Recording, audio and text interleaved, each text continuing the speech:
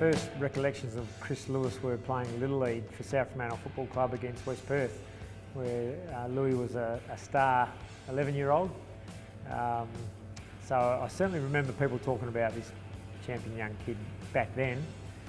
And then it was a few years past until we played together in the Till Cup. In the Till Cup team, 1985, we had a lot of extremely talented players, which is the idea of bringing the best teenagers together for that competition. And Louis is a year younger than myself, so he was the lower age, bottom age player, but was a standout again. He really added to what the group was all about. Up towards half forward, Lewis, brilliant reading and kicks the goal. After the West Coast squad was formed, and maybe the second or third year in, the 7 of us that played together in the Till Cup ended up all together at West Coast. So it was a fairly significant milestone, and we got dubbed the Magnificent Seven, and we milked it for everything we could. I think Louis was always going to be picked in the inaugural Eagles squad if he hadn't been snapped up by an Eastern State side. Pretty much an automatic inclusion. He was 17 at the time, but his history at Claremont had certainly indicated that he had what it took. Well, he's a very skillful player, tenacious and courageous, and also pretty well built. So he had a great feel for the game. He had good aerobic capacity.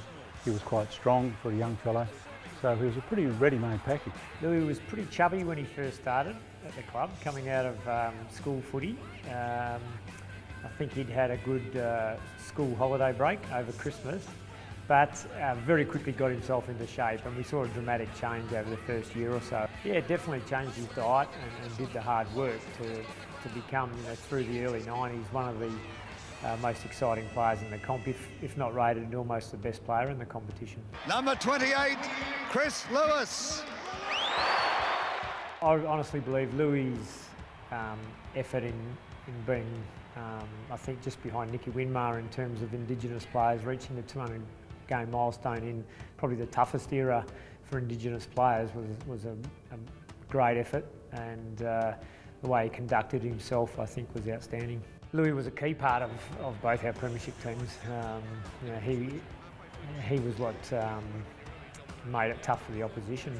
That we had so many players that if they let any of us go, those players were going to stand up and really impact the game, and they could never take their eye off what Louis was potentially going to do. You go to Australian rules football to watch people like Chris Lewis. He's a good-natured person. He was a ball player, and the skills that he demonstrated and the tenacity is what you want to see in a sportsman. He hasn't sat back and waited for the game to keep giving to him. He's just wanted to help people, and we've seen him do it through all grades and all walks of life, and always does it with a great smile. I love footy, and if I can help some kids or anyone play good footy, well, that's what I'm here for. I think everyone loves him.